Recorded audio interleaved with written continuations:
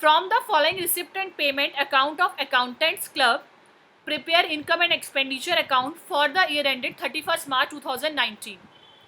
आप लोगों को receipt and payment account given है और आपसे क्या बनाने के लिए बोला गया है, इनकम एंड एक्सपेंडिचर अकाउंट बनाने के लिए बोला गया, और कुछ एडजस्टमेंट नीचे दे रखी है। ये एडजस्टमेंट ही डिस्क्राइब करती हैं कि रिसिप्ट एंड पेमेंट से इनकम एंड एक्सपेंडिचर अकाउंट कैसे क्रिएट होगा। ठीक है, तो मैं फॉर्मेट ड्रॉ करती हूँ, आप लोग इतने क्वेश्चन को गो थ्रू करो।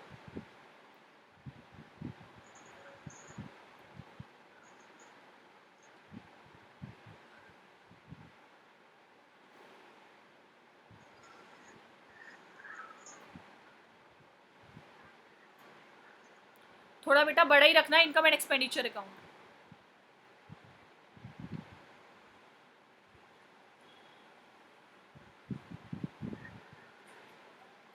चलो, that is income and expenditure account.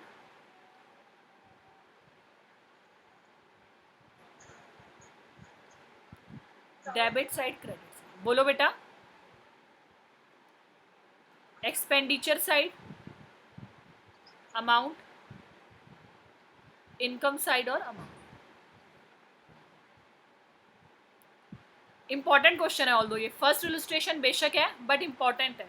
इस टॉपिक की फर्स्ट इलुस्ट्रेशन है बट इंपॉर्टेंट। देखो बेटे, हमें क्या करना होता है, सेम वही तरीका है क्वेश्चन करने का जैसे आप लोग फाइनल अकाउंट में करते थे।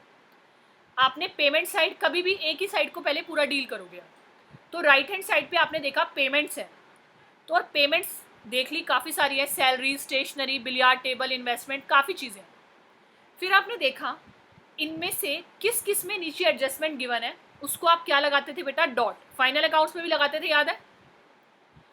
Subscription in arrears for the year ended 31 मार्च 2019 135, ये सब कुछ है। इसका मतलब आपको किसको मार्क करना है, सब्सक्रिप्शन को। तो वो कौन सी साइड में है, रिसीट साइड में सब्सक्रिप्शन को डॉट लगा दो सबसे पहले। फिर इंश्योरेंस प्रीमियम देखो कौन सी साइड पे है, पेमेंट साइड पर है, उसको डॉट लगा दो। और उसके बाद नीचे स्टेशनरी की कैलकुलेशन है, ये इस पर भी डॉट लगा दो। मैंने आपको बोला था ना कि इस तरह के जो क्वेश्चंस होंगे, जब हम स्टेशनरी कंज्यूम या मेडिसिन कंज्यूम वाला टॉपिक कर रहे थे, तब मैंने आपको बताई थी बात कि बड़े क्वेश्चंस में ये थोड़ा सा पार्ट बनकर आ जाएगा, और वहाँ पर भी उसकी वेटेज कितनी होगी, 2 या 3 मार्क्स की होगी बेटा पूरे क्वेश्चन। तो इम्पॉर्टेंट था वो टॉपिक। अब देखो दोबारा, आपने देख लिया यहाँ पे किस पे डॉट है, इस साइड में आपका जो डॉट आया वो इंश्योरेंस प्रीमियम पे आया और स्टेशनरी पर आया, डॉट लगा दिया। अब हम अपने ऑर्डर में चलते हैं। सैलरी में कोई एडजस्टमेंट नहीं है, तो इसका मतलब वो पूरी सैलरी आपकी करंट ईयर की होगी, दैट इज 4,95,000। उसके बाद देखो बेटे, यहाँ पर आपको स्टेशनरी लिखनी तो है, पर ये जो 89,700 है, ज़रूरी नहीं है वो पूरे के पूरे करंट ईयर के हो। तो आपको क्या करना पड़ेगा, you have to calculate the value of stationery consume during the year. ठीक है, उसके लिए देखो बेटा प्रॉपर है, एडवांस भी है, क्रेडिटर का ओपनिंग बैलेंस है और एडवांस का भी ओपनिंग बैलेंस है। तो आई होप आप लोग को याद आ गया होगा। मैं भी कर रही हूँ, इतने आप लोग भी करो। देखते हैं मेरे से जल्दी निकाल लोगे क्या, स्टेशनरी कंज्यूम निकालो।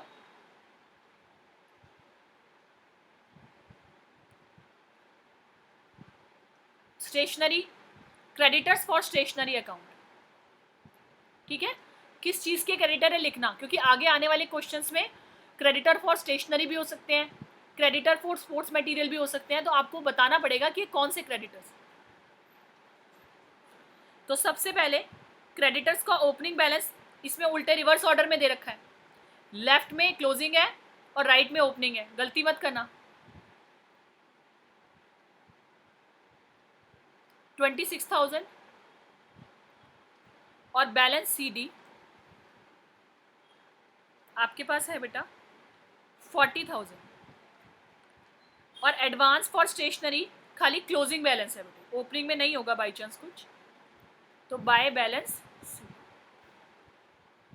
7,000। यहाँ जो ओपनिंग बैलेंस होता ना अगर एडवांस का, तो वो नील है। वैसे आपको शो करने की भी ज़रूरत नहीं है, बट फिर भी मैं समझा देती हूँ। ठीक है, याद आया टॉपिक जो करवाया था। ठीक है, देखो बेटे, ये क्वेश्चन फिर वही यूनिक है। इस क्वेश्चन में इसने ये तो बता दिया आपको कि एडवांस पेड फॉर स्टेशनरी 18, 19, 7,000 है। मैंने करा नील लिखा और किसी ने मुझे रोका नहीं, जबकि सेम इलस्ट्रेशन कराई थी मैंने। नहीं रोका ना किसी ने भी। Tannu, advance paid for stationery carried off from 17, 18, यानी कि ओपनिंग बैलेंस ही तो हुआ। आप लोग को याद है मैंने सेम इलस्ट्रेशन कराई थी ऐसे आपको, मुझे याद भी इलस्ट्रेशन नंबर 21 थी आई थिंक वो। अब देखो ये टू बैंक की पेमेंट मैं कहाँ से उठा सकती हूँ। अभी तक आपको बताता था कि रिसिप्टेंट पेमेंट में इतना अमाउंट पे करा है। अब की बार तो आपको मालूम ही है क्वेश्चन में वो 89,700 तो पेमेंट ही है ना। तो यहां से क्या निकल आएगी आपकी बाय परचेजेस, यानी कि क्रेडिट परचेजेस। किस किस को समझ आया 5,000 वाला पॉइंट? बैलेंस सीडी उसने अलग तरह से दे रखा है बेटे। जो 17, 18 में कैरी फॉरवर्ड किया होगा वो 1 अप्रैल 2018 को ही तो आया होगा ओपनिंग बैलेंस बन के। करो बेटा इसका अमाउंट निकालो जल्दी से फास्ट। टोटल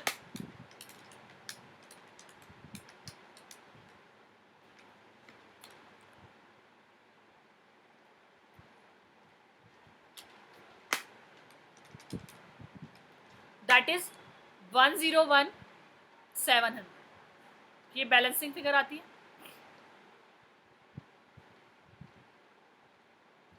ठीक, क्या यही मेरी स्टेशनरी कंज्यूम है? The answer is no. आपको स्टेशनरी जब कंज्यूम निकालनी है तो वो कैसे निकलती है? परचेजेस को हम एडजस्ट करते हैं ओपनिंग और क्लोजिंग स्टॉक के साथ। तो इस क्वेश्चन में ओपनिंग स्टॉक कितना है? 5,000 प्लस क्या कैश परचेजेस भी है क्वेश्चन में?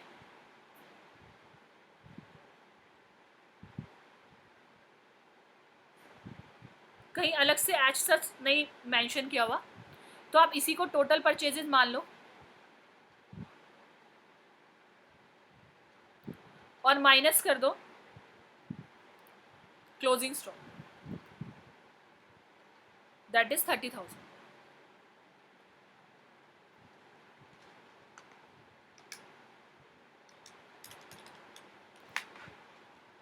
It will be 76,700, right. ये आ गई कि इस साल बेटे आप लोगों ने स्टेशनरी कितने की कंज्यूम करी है। डन। ये कहाँ जाएगी अब? इनकम एंड एक्सपेंडिचर के डेबिट साइड में। कितना अमाउंट है? 76,700।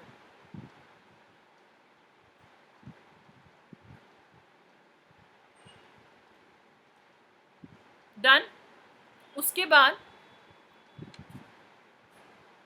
देखो बिलियर्ड टेबल एक्सपेंस है या एसेट है?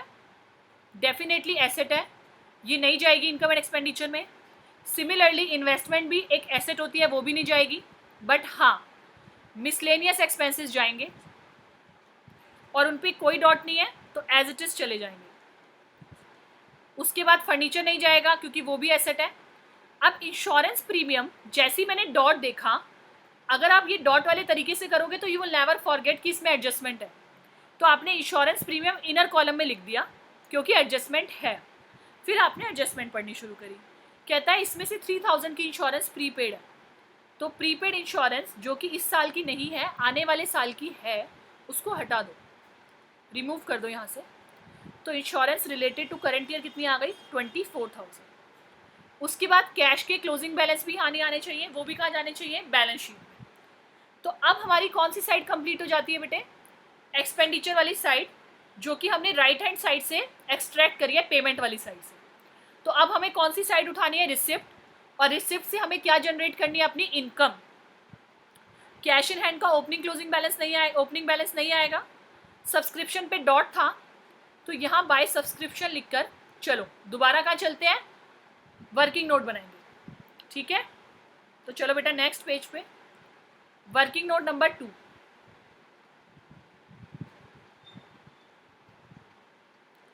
देखो subscription receive during the year कितनी हुई? जो आप रिसिप्टेंट पेमेंट से उठाते हो वो होती है subscription receive during the year, और दैट इज 15,24,000। जरूरी नहीं है ना यही हमारी इस साल की हो, कुछ पिछले सालों की रिसीव हुई हो सकती है, कुछ आने वाले सालों की हो सकती है, और कुछ इस साल की आउटस्टैंडिंग भी हो सकती है। तो चलो उसको देखते हैं कैसे पता चलेगा हमें। हमारा करंट ईयर है बेटे 18-19। वो कह रहा है subscription in arrears for the year, है ना। तो outstanding for the current year, आपको पता चल गया करंट ईयर के लिए। करंट ईयर मतलब 2018 से 19 कितनी आउटस्टैंडिंग है 135। तो जो करंट ईयर की होती है वो रिलेटेड होती है हमारी, तो प्लस कर दो।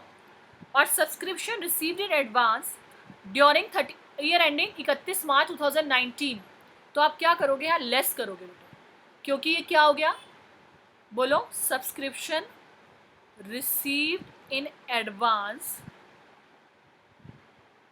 फॉर द नेक्स्ट ईयर, है ना, क्योंकि जो एंड का एडवांस होता है हमेशा आने वाले साल से रिलेटेड होता है, और नेक्स्ट ईयर कौन सा हो गया इसके अकॉर्डिंग 1920, तो ये हट जानी चाहिए। ऑल्दो ये हमारी लायबिलिटी है वैसे। इसको जब सॉल्व करोगे तो आपकी क्या आएगी, subscription to be transfer to income and expenditure account, right, on the debit side. अभी तक आप लोग ये छोटा छोटा पार्ट कर तो रहे थे, बट आपको ये नहीं पता था कि ये बैलेंस शीट से कैसे रिलेट होगा, इनकम एंड एक्सपेंडिचर से कैसे रिलेट होगा। आज आपको इनकम एंड एक्सपेंडिचर से रिलेट करना आ गया होगा अच्छे से। ठीक है बच्चों, ये वर्किंग नोट नंबर 2 यहाँ लिखोगे, आपकी कितनी आई है 16,20,000, और working note number 2।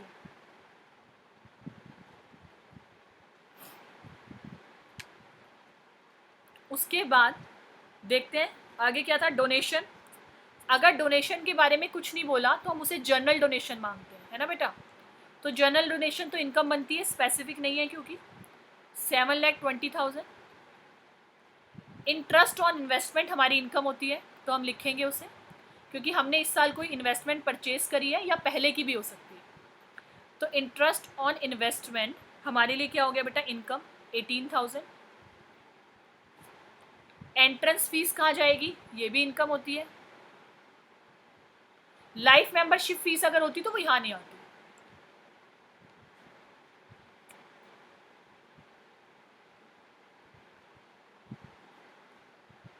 Interest receive from bank भी यहीं आएगा क्योंकि इनकम है।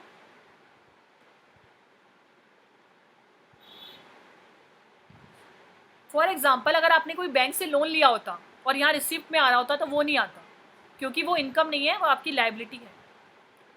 अच्छा, सेल ऑफ ओल्ड न्यूज़पेपर। देखो बेटे, ओल्ड न्यूज़पेपर को बेच देना स्क्रैप को बेच देने के बराबर होता है। और हम ये नहीं कहते कि अगर मैंने अखबार बेच दिए घर में से तो मेरी एसेट कम हो गई। अगर यही सेल ऑफ फर्नीचर होता तो वो यहाँ नहीं आता, ठीक है। पर सेल ऑफ ओल्ड न्यूज़पेपर छोटा छोटी इनकम होती है, उसको यही लेना है। कोई एसेट बिकती तो नहीं आता। तो सेल ऑफ, क्योंकि ये हमारी कोई एसेट नहीं होती ना, इसलिए तो इस पर जो भी थोड़ा बहुत पैसा आता है उसको हम इनकम मानते हैं, 9,000। और देखो नीचे से फिर देखो कुछ गलती से रह तो नहीं गया, कुछ नहीं रह गया आपके पास। तो इस साइड का आपका टोटल आएगा, देखो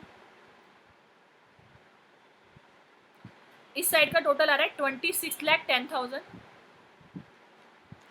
और यहाँ जो बैलेंसिंग फिगर निकलेगी अब मैं बताती हूँ उसके बारे में, मैंने आपको नहीं बताया।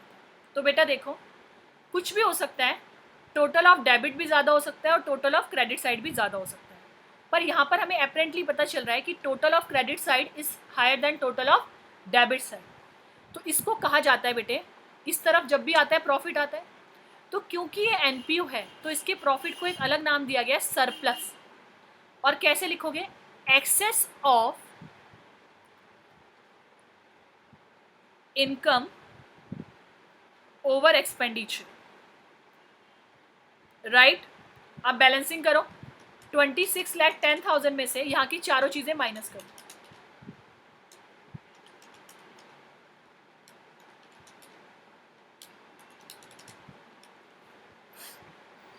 That is 19,39,300 which is your balancing figure. और इसी के लिए सारी कहानी की गई थी, तो ये हमारा आंसर। ठीक है बच्चों, अगर यहाँ ना आकर इस साइड आता बैलेंस तो उसे कहते हैं deficit, excess of expenditure over income. समझ आती है बात? ठीक है बेटा, तो ये इलस्ट्रेशन हमारी कंप्लीट होती है।